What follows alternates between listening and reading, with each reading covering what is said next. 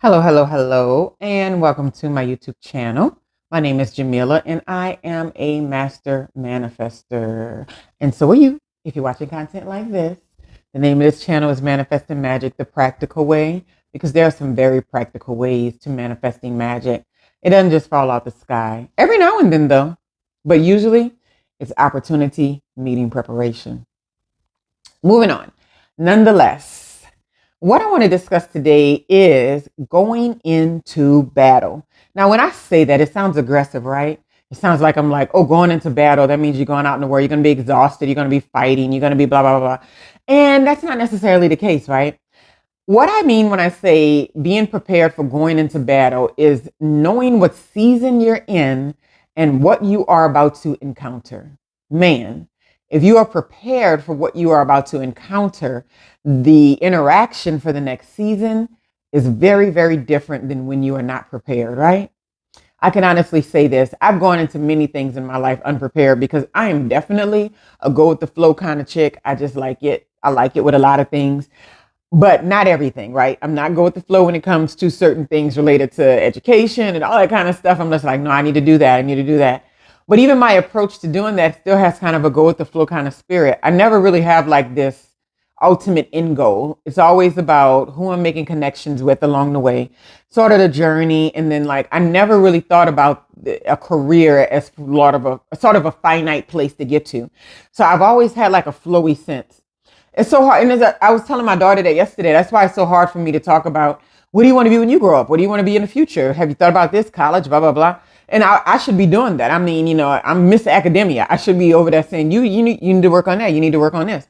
But there's a large part of me that knows that the present moment of being a young person and a kid and figuring out who you are is a lot more important than where you're going to go to college, because it's just not. I've been to so many colleges. It just doesn't matter.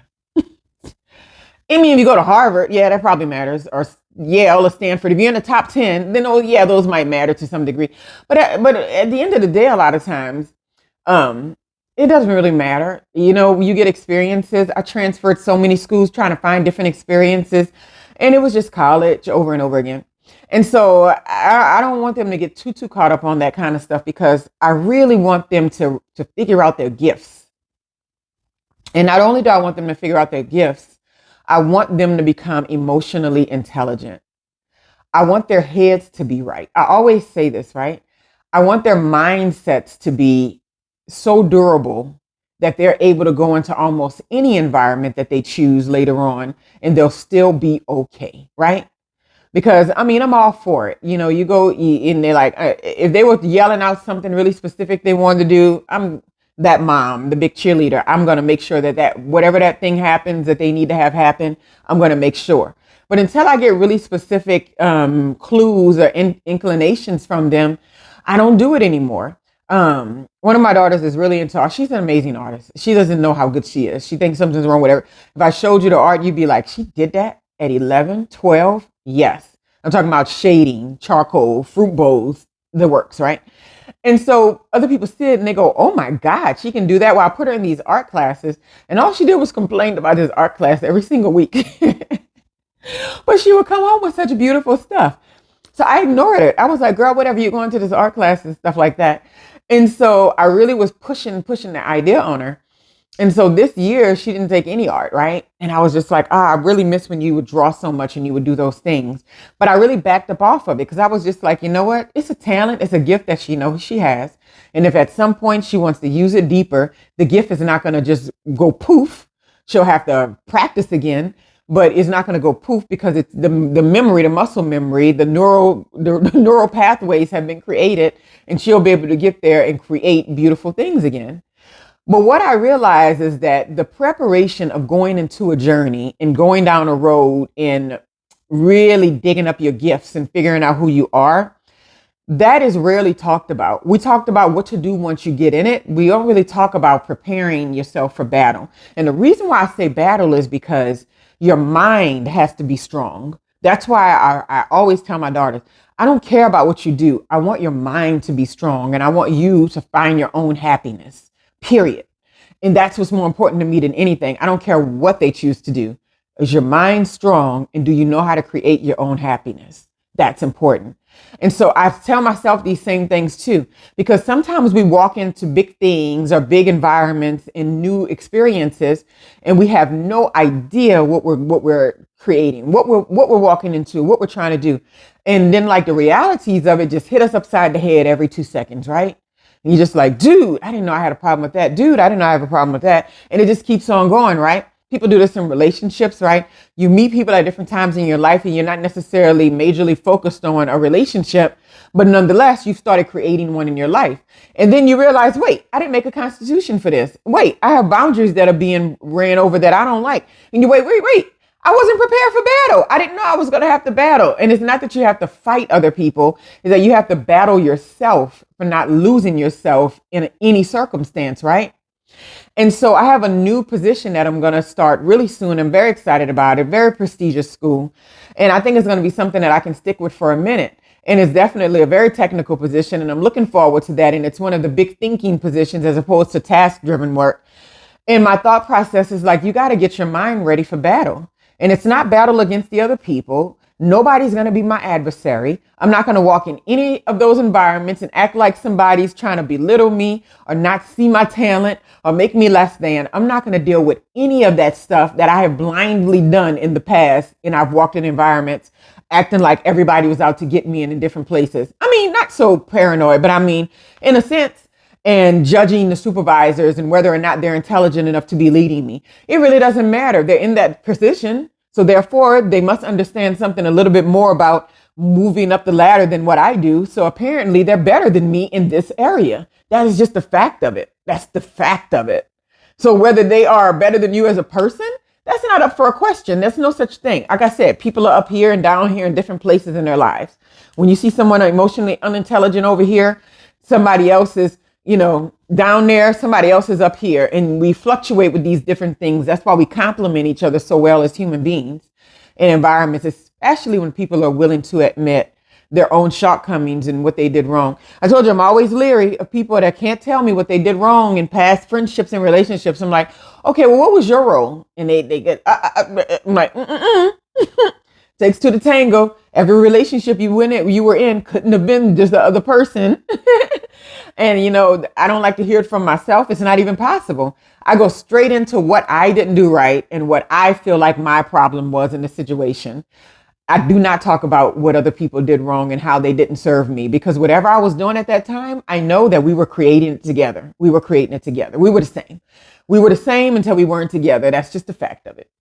And so when you go into these environments and you start realizing that your place in this environment is not to go to battle with other people, your place is to go to battle with yourself, you will be much better off, right? So you have to prepare your mind to walk in spaces and say, things may happen that I may not like. Things may happen that I may love. Someone may not, welcome me as much as I want to be welcomed. Someone may treat me like this, but it's all good. I've been appointed to this position. I've been given this opportunity and this privilege, and I'm going to do my best and I'm going to fill it out. I'm not going to walk around here feeling insecure and less than. I'm not going to walk around here not complimenting other people because they're doing something great that maybe I don't know how to do. And I'm not going to walk in any space acting like people are my adversaries and that they have something to prove to me, because that's just not the way it works, right? And so when I say you have to be prepared to go into battle, you have to be prepared to go into battle with your own mind. You have to get in front of it.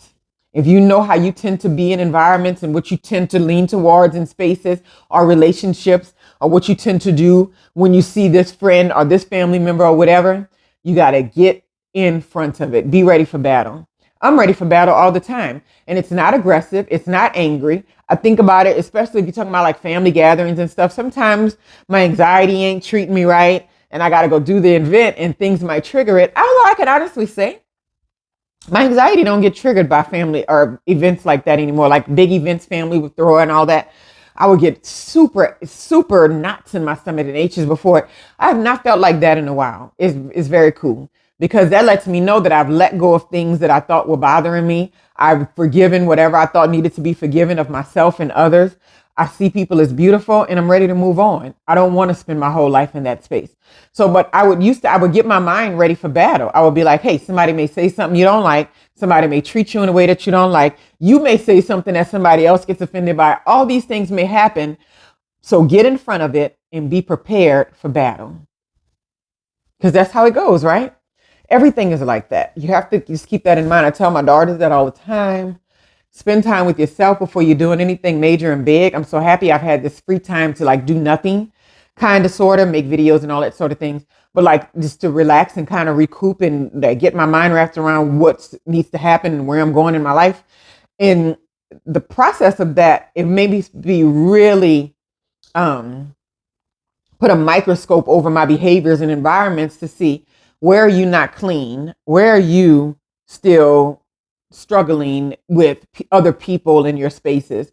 Where are you being paranoid or not being able to share your whole self because you're insecure? Like, what are those spaces, right?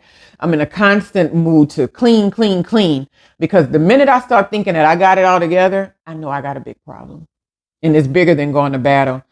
I really need to take a moment to step back because, there's never a time where we all got it figured out. I mean, just come on. It just don't work like that. It just don't work like that. We got some things figured out, but those are very limited to circumstances and situations, and they're very subjective. Should an environment be different, then maybe we don't have it figured out, so we have to keep that in mind. It keeps you on your toes. It keeps you in gratitude. It keeps you always feeling happy to learn something new. It keeps you surrounded by also people who are thinkers and growers and learners and are always striving for a better version of themselves. And it keeps your mind right? It keeps your mind solid. It keeps you from being pushed and pulled by everything that's happening on the outside. You can keep your consistent mind and your consistent character. So important. So, so, so important. Anyway, I hope you all have a wonderful, wonderful day. Just like I said before, be prepared for battle. And I'm not talking about battle with other people. I'm talking about battling with your own mind. So important. Get in front of it. Have a wonderful, wonderful day.